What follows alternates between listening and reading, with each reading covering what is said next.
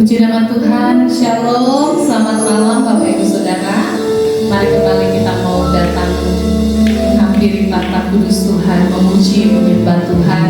Mari kita mau persiapkan hidup kita dan kita mau memberikan yang terbaik melalui pujian kita. Kita mau naikkan dengan hati yang tulus di hadapan Tuhan, dengan hati yang penuh semangat untuk memberikan yang terbaik bagi Tuhan. Amin. Mari kita berdoa bersama-sama malam hari ini. Kami bersyukur Tuhan buat kasih setiamu dalam hidup kami. Sampai detik ini Tuhan, kami boleh merasakan betapa Tuhan Yesus baik dalam hidup kami. Dan kami mau datang dengan membawa kerinduan kami untuk bersekutu dengan Engkau Tuhan. Kami mau memuji, meninggikan kebesaran nama-Mu. Dan kami percaya Engkau Allah Roh Kudus hadir di tengah-tengah ibadah kami. Dan kami percaya ketika Engkau hadir Tuhan, maka kuasa mengalir yang sanggup memulihkan hidup kami, menyembuhkan setiap sakit kami, bahkan memberikan kemenangan bagi setiap kami. Itu yang kami percayai Tuhan. Dan kami mau mulai ibadah kami serahkan dari awal tengah sampai pada akhirnya. Hanya di dalam nama Tuhan Yesus kami berdoa.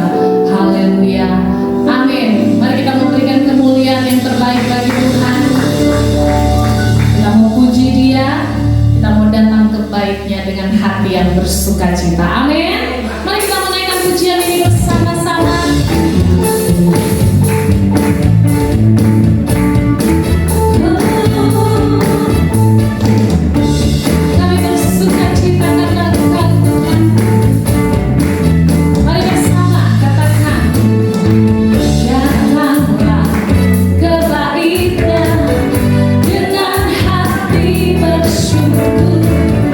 Ke dalam pelatarannya.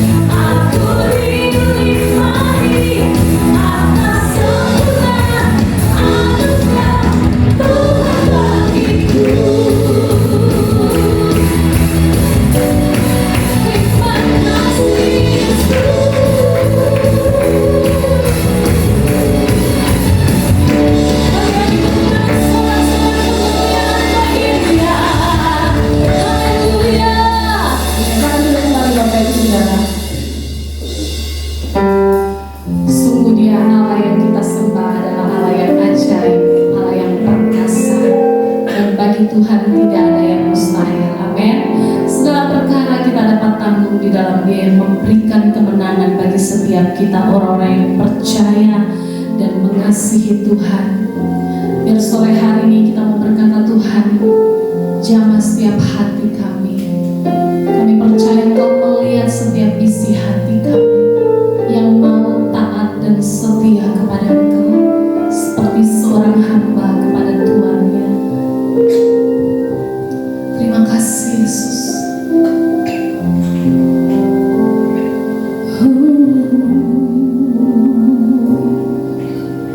Ku tak dapat lupakan kebaikan yang ku terima, pengorbanan-Mu yang mulia, jadikan ku berharga. Kau tulus menerima aku apa adanya.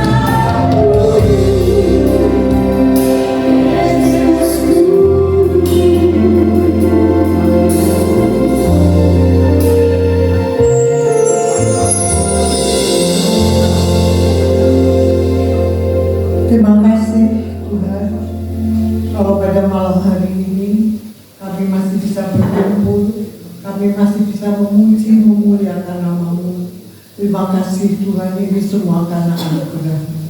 Dan pada malam hari ini kami akan membuka hati kami untuk kami mau mendengar firman-Mu yang akan Kau berikan kepada kami semuanya.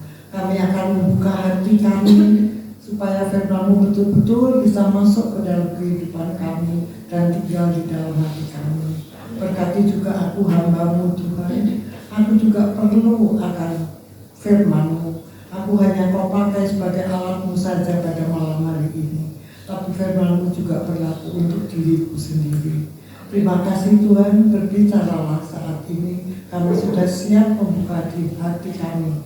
Terima kasih Tuhan, dan urapi hamba-Mu Tuhan.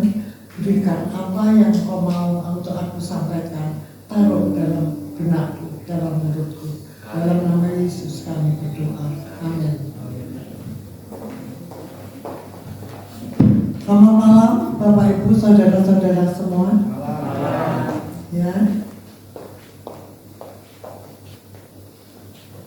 Judul khotbah pada malam hari ini adalah milikilah sikap hati hamba yang baik.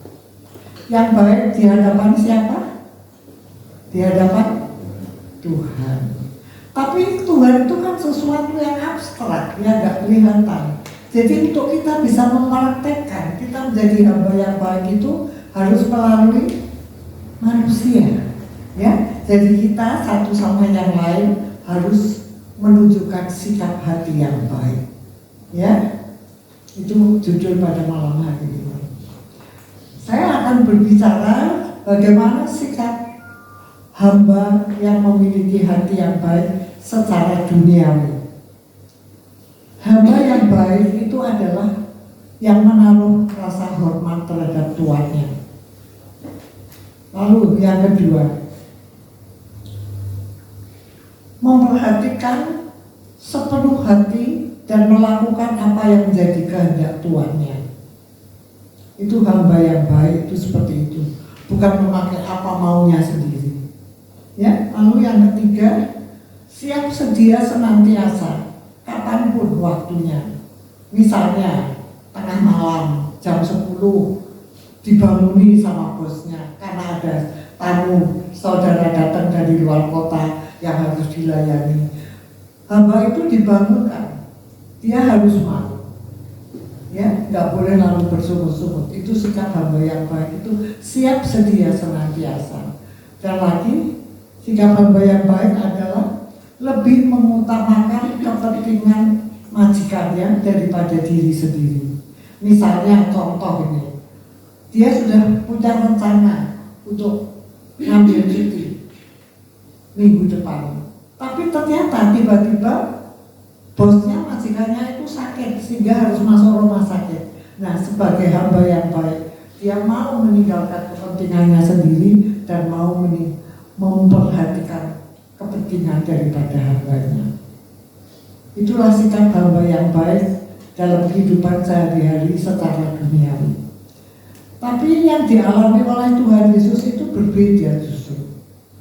Tuhan Yesus itu dituntut untuk menderita dan mati di kayu salib untuk siapa?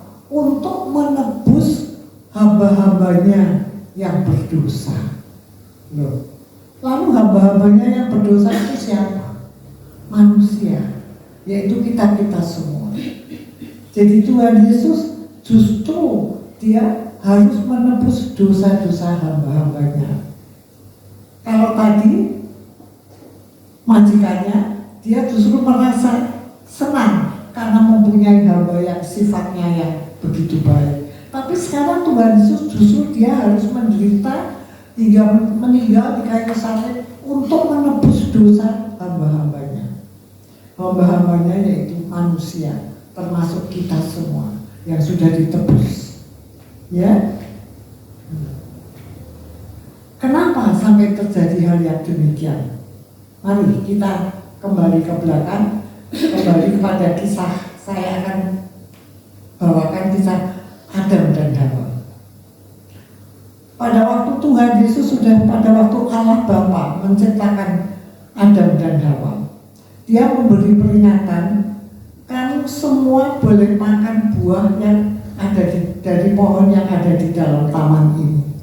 Tapi hanya ada satu buah yang kamu tidak boleh makan, yaitu dari pohon yang pohon yang tahu tentang kejahatan dan kebaikan. Itu kamu tidak boleh makan.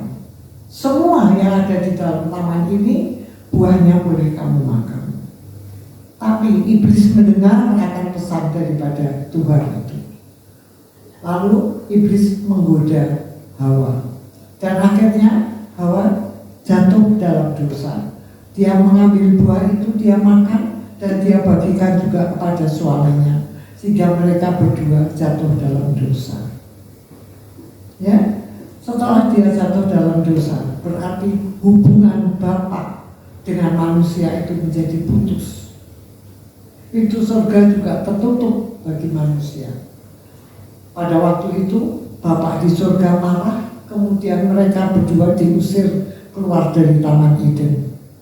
Ya, dan pada waktu diusir, Allah Bapa berkata apa kepada kedua orang itu? Mulai saat ini wanita yang melahirkan anak akan menderita dengan luar biasa. Dan juga kepada Adam dikatakan, kamu akan dengan susah payah mencari untuk memenuhi kebutuhan hidupmu. Dan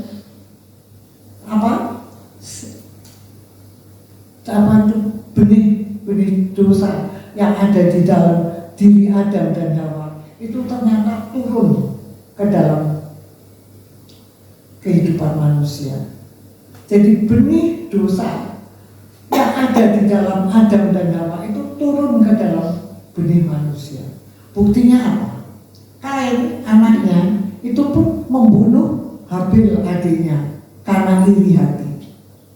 Karena Allah lebih memberkati Habil. Karena apa? Karena Habil dia memberikan sebagai persembahan itu selalu anak sulung dari kambing domba. Sedangkan Kain hanya sebagian dari hasil tanahnya.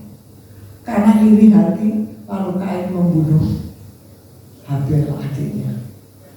Ya saudara, jadi pada waktu itu hubungan Allah dengan manusia putus, surga tertutup.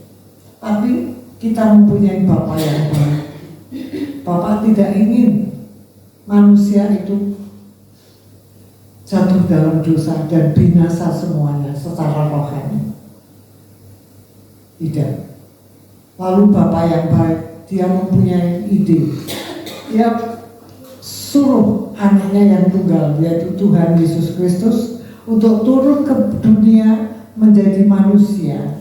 Dan bukan manusia yang hebat, ya, tapi manusia dalam keadaan yang hina. Lahirnya saja di tempat yang seperti itu. Dan dia tidak tinggal di istana, dilayani, tapi dia hidup, bertumbuh, dibesarkan di dalam keluarga yang miskin, yaitu anak daripada seorang tukang kayu. Ya, lalu bagaimana sikap daripada Tuhan Yesus pada waktu dia ada di dunia? Bagaimana sikapnya dia? Dia betul-betul seorang yang rendah. Ya, mari kita baca di dalam Filipi 2. Bisa slide-nya? Ya, Filipi 2 ayat 2 sampai 6. Dikatakan, walaupun dalam rupa Allah, tapi tidak menganggap kesetaraannya dengan Allah itu sebagai milik yang harus dipertahankan. Lanjut. Melainkan telah mengosongkan dirinya sendiri dan mengambil rupa seorang hamba dan menjadi sama dengan manusia. Jadi pada waktu Tuhan Yesus ada di dunia menjadi manusia, betul-betul dia itu mengosongkan dirinya. Dia tidak mempertahankan status kealahannya, itu dia tidak pertahankan. Dia lupakan, ya, dia mengosongkan dirinya dan mengambil rupa seorang hamba. Bayangkan, seorang hamba itu kan seorang yang diperintah.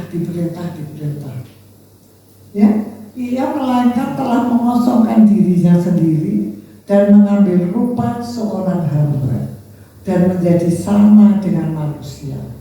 Dan dalam keadaannya sebagai manusia, dia merendahkan dirinya dan taat sampai mati.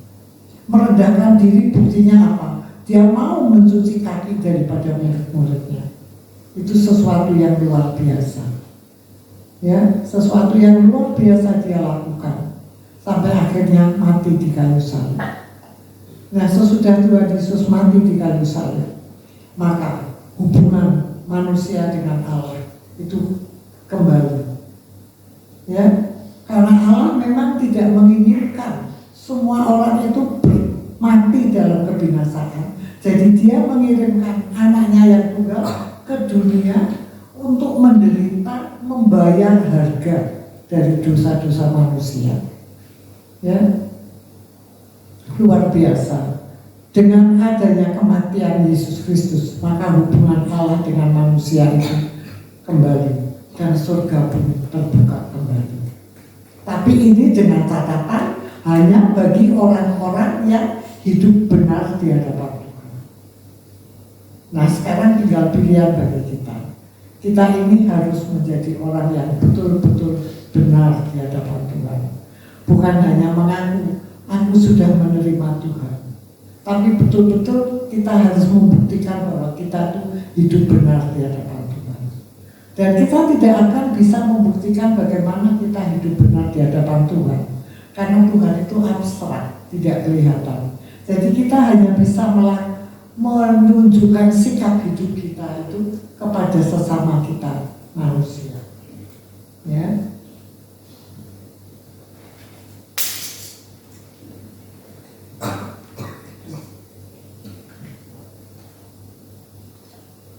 Dan untuk ini, mari kita lihat dari contoh kehidupan Rasul Paulus itu bagaimana. Rasul Paulus di dalam Galatia 2, ya Galatia 2 ayat 19, di sini katakan, sebab aku telah mati oleh hukum Taurat untuk hukum Taurat, supaya aku hidup untuk Allah. Aku telah disalibkan dengan Kristus. Aku telah disalibkan dengan Kristus. Namun aku hidup, dan hidup yang dihidupi sekarang di dalam daging adalah hidup oleh iman dalam Anak Allah yang telah mengasihi aku dan menyerahkan dirinya untuk aku.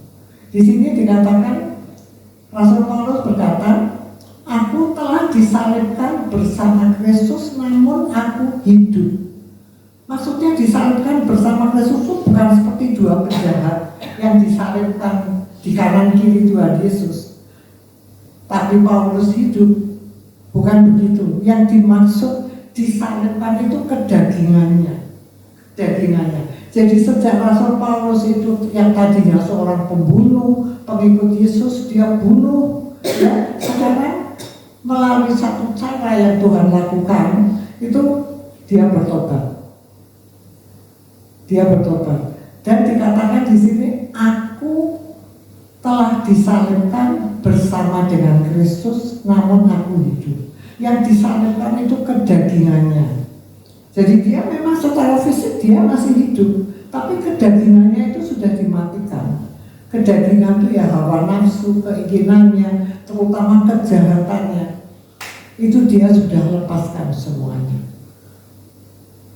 Jadi yang aku telah disalibkan bersama Kristus, namun aku hidup. Namun hidupku yang sekarang ini bukan aku lagi, melainkan Kristus yang hidup di dalam aku. Jadi sesudah Rasul Paulus ini bertobat, dia betul-betul mematikan kedagingannya. Betul-betul. Bahkan dia menderita. Dia tidak peduli. Dia tidak peduli meskipun dia menderita. Kemanapun dia pergi memberitakan tentang Tuhan Yesus, mengajar, dimanapun dia dibenci, dia disiksa, dia dipenjarakan, bahkan semua akan membunuh dia. Ya, jadi meskipun aku hidup, tapi hidupku bukan aku lagi, tapi Kristus yang hidup di dalam aku. Jadi sudah tidak punya kuasa apapun. Yang harus dikerjakan oleh Rasul Paulus menurut kesadarannya sendiri hanyalah melakukan kehendak Tuhan. Meskipun dia dianiaya, dia mau dibunuh, dia dipenjara, dia tidak peduli. Dia tetap memikul salib. Ya, jadi hidupku bukan aku lagi, kosong, tapi Kristus yang hidup di dalam aku. Jadi dia sama saja dengan seorang hamba. Tugasnya hanya melakukan apa yang Tuhan Yesus mau lakukan. Dia mengajar kemanapun juga. Meskipun dia mau dibunuh, dia nggak urusan. Begitu juga halnya dengan kita semuanya. Ya, kita ini sudah ditebus oleh Tuhan. Tubuhku bukan aku lagi, melainkan Kristus yang tinggal di dalam aku. Tubuhku adalah bait Allah, di mana Allah tinggal di dalam aku. Itu demikian yang harus diucapkan oleh saudara-saudara saya. Ya, jadi meskipun kita hidup, tapi yang tinggal di dalam kita itu adalah Tuhan. Tubuh kita adalah bait Allah. Tubuh kita ini adalah bait Allah. Ya. Jadi meskipun apapun yang kita hadapi, kita harus tolak. Apa yang timbul dalam hati kita, keinginan daging apa, kita harus tolak semuanya. Ibaratnya seperti misalnya saudara punya rumah, lalu rumah itu dijual. Rumah itu dijual dan orang yang membeli diam di dalam rumah situ. Tapi saudara juga masih diizinkan untuk tinggal di situ. Tapi kan sudah nggak punya hak apapun. Ya, jadi ibaratnya tubuhku adalah bait Allah, di mana Allah tinggal di dalam aku. Jadi meskipun rumah itu sudah dibeli, kita sudah tidak punya hak sama sekali atas rumah itu, meskipun kita boleh tinggal di dalam rumah itu. Jadi kita, meskipun kita ini masih hidup, kita betul-betul sudah tidak punya hak atas diri kita sendiri. Kedagingan kita harus kita buang, harus kita lepas. Hawa nafsu kita apapun, sifat-sifat kita yang jelek, yang suka marah-marah, suka kerasani, menjelek-jelekan orang, itu semuanya kita harus buang. Jadi kita harus punya sikap seperti Rasul Paulus. Meskipun aku hidup, tapi hidupku bukan aku lagi, melainkan Kristus yang hidup di dalam aku. Ya, lalu sesudah kita mengosongkan diri, lalu apa yang Tuhan Yesus inginkan untuk kita lakukan? Kita baca di dalam Efesus 5. Efesus 5.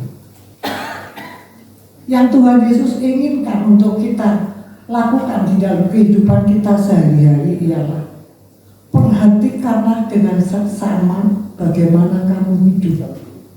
Perhatikan bagaimana sikapmu dalam hidupmu sehari-hari. Perhatikan. Jangan seperti orang bebal, tetapi seperti orang yang arif. Orang bebal itu yang bagaimana? Orang bebal ialah orang yang dinasehati, ya, dinasehati ya, tapi tidak pernah melakukannya. Orang yang setiap minggu ke gereja mendengarkan firman Tuhan, tapi perbuatannya di luar sama sekali tidak sesuai dengan apa yang sudah didengar. Ya, itu namanya orang yang bebal. Kalau bahasa Jawanya dablek, ya. Wis diomongi bolak-balik ya, tapi akhirnya tidak pernah dilakukan. Selalu melakukan apa yang menjadi kebiasaannya sendiri, meskipun itu hal yang jelek. Ya, jadi kita sebagai manusia, kita harus memperhatikan bagaimana cara hidup kita. Bukan seperti orang bebal, tapi seperti orang yang arif. Nah, orang yang arif itu orang yang bagaimana? Orang yang arif itu orang yang tidak bicara asal bicara. Tapi kalau mau bicara misalnya ya bukan ngomong. Misalnya mau ngomong, itu harus dipikirkan dulu. Sekiranya apa yang aku omongkan ini nanti menyakiti hati orang atau tidak. Misalnya guyon-guyonan kadang suka kebacok ya, sehingga ada orang yang kesinggung. Makanya kita harus betul-betul memperhatikan bagaimana cara hidup kita. Kalau kita mau ngomong ya dipikir dulu. Sekiranya omonganku ini bisa diterima enggak ya sama orang lain, menyakiti hati orang atau tidak. Lalu kalau misalnya mau bertindak sesuatu, mau melakukan sesuatu, dipikir lebih dulu. Kalau aku melakukan ini efeknya buat aku apa ya? Akan membawa kebaikan buat aku atau tidak? Mintalah hikmat kepada Tuhan lebih dulu. Atau kalau aku mau melakukan seperti ini sekiranya bisa merugikan orang lain atau tidak? Bisa menyusahkan orang lain atau tidak? Jadi jangan hanya memikirkan keuntungan diri sendiri. Itu kalau orang yang arif itu seperti itu. Ya, biasanya arif itu disertai dengan kata bijaksana. Orang yang bijaksana itu adalah orang yang tidak selalu minta dibenarkan. Kalau ngomong pasti paling benar sendiri. Itu orang yang bijaksana itu tidak seperti itu. Orang yang bijaksana itu ya, misalnya dia punya pendapat di dalam kumpulan, di dalam grup ya, dia punya pendapat ya, dia harus buka untuk orang lain itu juga mengeluarkan pendapatnya bagaimana, sarannya bagaimana. Jadi jangan menganggap dirinya sendiri itu paling benar. Ya, di dalam kita berkumpul dengan beberapa orang, itu kita tidak boleh menganggap diri kita sendiri itu sudah paling benar. Ngomong yang paling benar, mengambil keputusan yang paling benar, enggak. Tapi kita harus mau membuka diri untuk pendapat orang lain, untuk saran dari orang lain, sehingga semuanya itu nanti kita rundingkan bersama, sehingga ada keputusan yang bisa diterima oleh semua pihak, sehingga akhirnya membawa kebaikan. Ya, jadi orang yang bijaksana itu orang yang seperti itu, tidak menganggap dirinya sendiri itu paling benar. Kalau pendapatnya, sarannya nggak diterima, lalu keluar dari grup, itu bukan seperti itu. Kita sebagai anak-anak Tuhan, kita harus belajar untuk menghargai pendapat orang lain itu bagaimana. Ya, kita pikirkan bersama, sehingga akhirnya ada satu titik temu yang bisa membawa kebaikan untuk kita semua. Ya Bapak Ibu, ini yang bisa saya sampaikan ya, supaya sekiranya kita di dalam tahun yang baru ini kita bukan hanya memandang ke depan, tapi juga kita harus introspeksi diri kita. Bagaimana tahun yang kemarin? Apakah kekuranganku? Apakah kesalahanku yang harus aku perbaiki? Kebiasaan-kebiasaan yang mungkin di hadapan Tuhan itu tidak berkenan. Jadi kita harus introspeksi diri. Ya, karena tidak ada seorang pun yang sempurna di dunia ini. Kita tahu kedatangan Tuhan itu sudah sangat dekat. Tanda-tanda di Alkitab itu sudah digenapi semua. Kita harus punya rasa takut. Takut bukan kepada keadaannya, tapi takut kepada bagaimana kita nanti menghadapi Tuhan. Karena kita akan dihakimi orang per orang satu-satu. Kita akan dihakimi. Jadi kita sekarang ini di tahun yang baru, kita harus setiap hari mempersiapkan diri dengan baik. Siapa tahu ya, kita tidak tahu rencana Tuhan untuk diri kita masing-masing, itu kita tidak tahu. Jadi kita harus introspeksi diri, masa lalu kita itu bagaimana, kita harus memperbaiki. Ya, adapun untuk ke depan kita harus mempersiapkan diri. Kita harus senantiasa cara berpikir kita, cara tutur kata kita, tindakan kita, itu semuanya harus kita perbaiki supaya kita semakin bernilai di hadapan Tuhan. Ya, kita hanya bisa berbuat baik kepada Tuhan itu melalui sesama kita, karena Tuhan itu tidak kelihatan. Ya, jadi kalau orang berkata aku mengasihi Tuhan, tapi sikapnya terhadap sesamanya itu begitu menyakitkan hati, ya itu sama sekali tidak ada artinya. Semua yang kita lakukan untuk Tuhan itu kita harus lakukan melalui manusia. Ya, kita harus ramah satu dengan yang lain, dan kita harus mau mengampuni kekurangan orang lain. Kalau misalnya saudara disakiti oleh orang, ya saudara mesti berpikir, aku sendiri juga nggak sempurna. Begitu. Kembali ke diri sendiri. Aku sendiri juga nggak sempurna. Kalau saudara sudah sadar bahwa diriku sendiri juga nggak sempurna, di situ baru saudara bisa menerima, bisa memaafkan kesalahan orang lain. Tapi kalau saudara merasa aku wes bener, aku sempurna, nggak mungkin. Ya, saya pernah ada buku ya, beli di gereja, bukunya beli di gereja, itu di situ ada satu cerita. Ada seorang itu dia dipanggil untuk melayani Tuhan, tapi dia nggak mau karena dia berat dengan apa yang dia pegang dalam kehidupan di dunia ini. Terus pada suatu saat dia itu sakit jantung, dan ini kisah kejadian nyata ini. Yang ngomong ya orang yang alami itu sendiri, ini ada di buku. Lalu pada suatu saat dia itu sakit jantung dan akhirnya meninggal. Pada waktu meninggal itu rohnya diangkat kan. Nah, rohnya itu diangkat, lalu dia tahu Tuhan berdiri di depan pintu. Dia berdiri di depan pintu. Terus dia bilang sama Tuhan, Tuhan, sekiranya Engkau berkenan, kembalikan aku ke dunia, beri aku untuk hidup lagi, aku mau melayani Engkau. Tapi Tuhan, oke, boleh. Tadinya kan orang itu menolak, nggak mau. Setelah dia rohnya diangkat, dia ketemu sama Tuhan, dia minta supaya diberi kesempatan untuk hidup lagi, dia mau melayani Tuhan. Tapi sebelum rohnya dikembalikan, pandangan matanya itu diarahkan ke neraka. Lalu dia bilang, loh Tuhan, itu kan ibu mertuaku. Ibu mertuaku kan rajin ke gereja. Dia selalu berdoa dan dia minta ampun atas dosa-dosanya. Kenapa kok dia ada di neraka? Lalu Tuhan berkata, karena dia tidak bisa mengampuni salah satu daripada sahabatnya. Jadi ingat ya Bapak Ibu, kalau kita ada dendam sama satu orang, kita menyimpan sakit hati sama satu orang, contoh ini menjadi peringatan untuk kita semua. Jangan menyimpan sakit hati, jangan menyimpan kebencian kepada siapapun.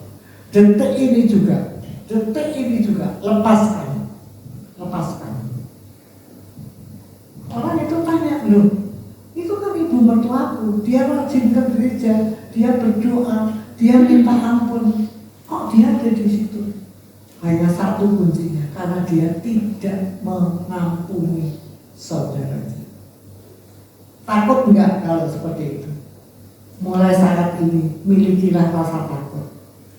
Kalau ada orang yang menyakiti kita, itu bukan urusanmu ya aku, itu urusanmu ya Tuhan. Kalau saudara bisa bersikap seperti itu, hati kita juga damai. Dan kita boleh yakin bahwa pada satu saat kita akan mendapatkan tempat yang indah di surga. Jangan menyimpan kebencian. Ini saya ada bukunya, sampai saya koleksi ini buku ini. Karena ini merupakan peringatan yang sangat-sangat harus kita pegang. Kalau saya juga gitu, kalau saya misalnya ada orang yang menyakiti saya juga gitu, Tuhan itu urusanmu dengan dia, urusanmu dengan dia. Aku angkat tangan, aku nggak mau menghadapi orang lain. Kalau aku angkat tangan, Tuhan akan turun tangan. Tapi kalau saya turun tangan sendiri, tak atasi orang yang menyakiti saya itu, tak hadapin diri, saya pasti akan berbuat lebih kejam dari orang yang menyakiti saya. Benar apa enggak? Ya, akhirnya saya jadi jatuh dalam dosa. Ya, makanya saudara angkat tangan, nanti Tuhan yang akan turun tangan. Tapi kalau saudara turun tangan sendiri, Tuhan angkat tangan. Lalu kok tandani diri, ya sudah, aku angkat tangan. Ya, ingat. Yang harus diingat malam hari ini, jadilah hamba yang baik di hadapan Tuhan. Dan kebaikan itu hanya bisa nyatakan kepada sesama kita manusia, karena Tuhan itu tidak kelihatan. Amin. Ya. Jadi kita kita hanya bisa membuktikan kalau kita ini hamba yang baik hanya kepada sesama kita. Hamba itu orang yang rendah hati. Ya, jangan merasakan aku ini Allah, seperti yang Tuhan Yesus katakan di dalam Filipi 2. Walaupun dalam rupa Allah, tapi aku tidak merasa bahwa itu sesuatu yang harus aku pertahankan, melainkan aku telah mengosongkan diri, mengambil rupa seorang hamba dan menjadi serupa dengan manusia, taat sampai mati. Ya, jadi kita harus punya karakter yang seperti itu, mengosongkan diri seberapapun tinggi jabatan kita, seberapapun kayanya kita, jangan kita menganggap aku gitu, harus dihargai. Rendahkan dirimu, kosongkan dirimu, anggaplah sama semua dengan orang yang di sekitar kita itu, kita mempunyai kedudukan yang sama. Ya, jadi jangan sekali-kali ada kesombongan. Jadikan kita hamba yang baik di hadapan Tuhan, dan itu hanya bisa dibuktikan melalui sesama kita. Ya, jangan membalas kejahatan dengan kejahatan. Takuti orang yang sampai ada di neraka karena hanya tidak bisa mengampuni saudaranya. Ya, mungkin khotbah saya sederhana, tapi kiranya bisa bermanfaat untuk memperbaiki hidup kita di tahun yang baru ini, supaya apa yang menjadi kekurangan kita di tahun yang lalu kita akan buang semuanya, kita ganti dengan hal-hal yang baik. Amin. Amin. Amin.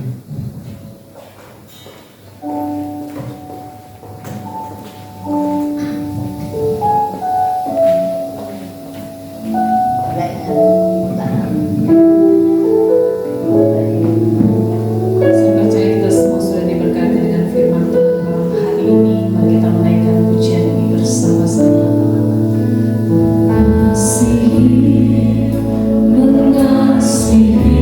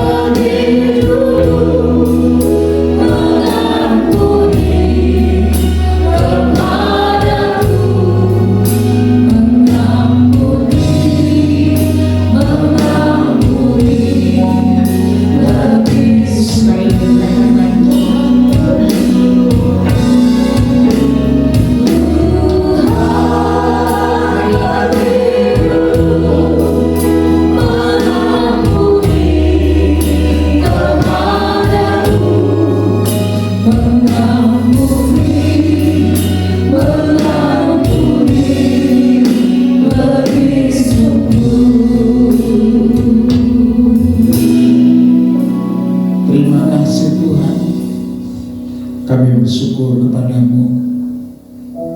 Malam hari ini Engkau berbicara kepada kami. Engkau sudah rela mati bagi kami. Engkau sudah memberi dirimu untuk menebus kami. Kami rindu Tuhan, malam hari ini kami mau kembali kepada firman-Mu Tuhan. Kami mau belajar untuk melakukan firman-Mu. Mungkin itu berat bagi kami, tapi kami percaya Roh Kudus pasti akan menolong kami. Roh Kudus pasti memampukan kami untuk melakukan firman-Mu. Terima kasih Tuhan Yesus, terima kasih.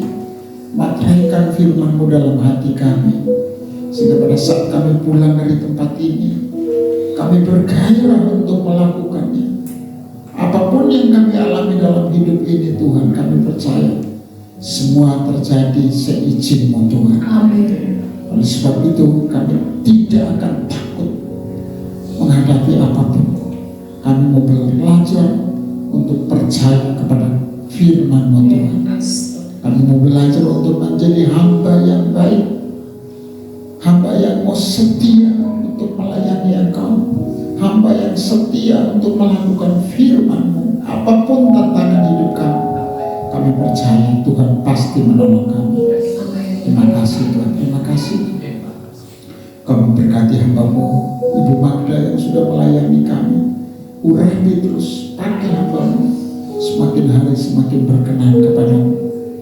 Terima kasih, berkati anak mantu yang di Australia Tuhan. Pekerjaan pelayanan mereka semua dibuat berhasil oleh Tuhan. Kami juga berdoa untuk Bu Ratna, Tuhan tolong terus lakukan keajaiban. Kami percaya anugerah Tuhan cukup untuk kami. Biarlah mujizat Tuhan dinyatakan. Terima kasih. Kami berdoa juga untuk Bu Liana yang hari ini sedang operasi kanker payudara di rumah sakit Teluk Rejo. Kami berdoa dari tempat ini, Tuhan tolong dalam nama Yesus. Bilu-bilu Yesus bekerja. Sembuhkan, beri kekuatan. Terima kasih Tuhan. Kami serahkan semua umat-Mu yang setia hadir di tempat ini. Apa yang mereka alami, mungkin hari-hari ini ada yang sakit. Tuhan, hamba-Mu berdoa dalam nama Yesus. Bilu-bilu Yesus menyembuhkan. Mungkin ada yang saat ini mengalami masalah dalam keluarga, dalam ekonomi, dalam rumah tangga. Kami berdoa dalam nama Tuhan Yesus. Tuhan berkati semuanya, pulihkan semuanya. Terima kasih Tuhan, terima kasih.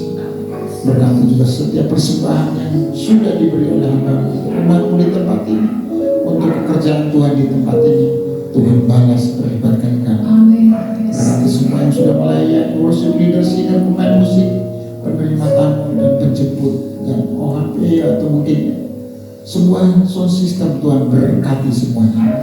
Terima kasih Tuhan, terima kasih. Mari angkat tanganmu kepada Tuhan. Pulanglah dengan membawa berkat dari Allah Bapa, cinta kasih daripada Tuhan kita Yesus, persekutuan dengan Roh Kudus. Tuhan memberkati engkau dan melindungi engkau. Tuhan menyinari engkau dengan wajah-Nya dan memberi engkau kasih karunia, dan Tuhan menghadapkan wajah-Nya kepadamu dan memberi engkau damai sejahtera. Mulai malam hari ini sampai selama-lamanya. Dan kita semua yang sudah diberkati Tuhan, sama-sama kita katakan amin. Ya, sebelum pulang kita mau lihat pengumuman sebentar Bapak Ibu Saudara.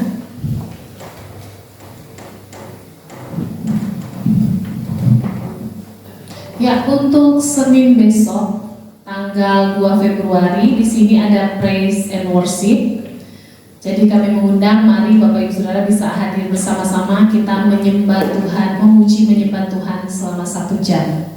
Jadi di tempat ini ada pujian penyembahan hari Senin besok tanggal 2 Februari jam 7 sampai jam 8 malam. Ya. Dan ada menara doa juga di tempat ini setiap hari Kamis jam 11 siang. Ya, tidak ada pengumuman yang lain. Selamat pulang, Tuhan Yesus memberkati kita semua.